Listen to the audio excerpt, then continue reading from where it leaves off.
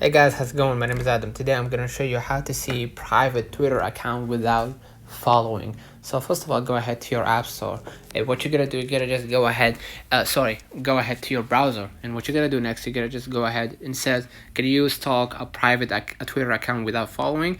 Utilize proxy services. The easiest method is to utilize a proxy service such as a proxy site. Use a proxy service to monitor another user's profile without following them. Simply enter the Twitter user's name in the field and you will be sent directly to their account.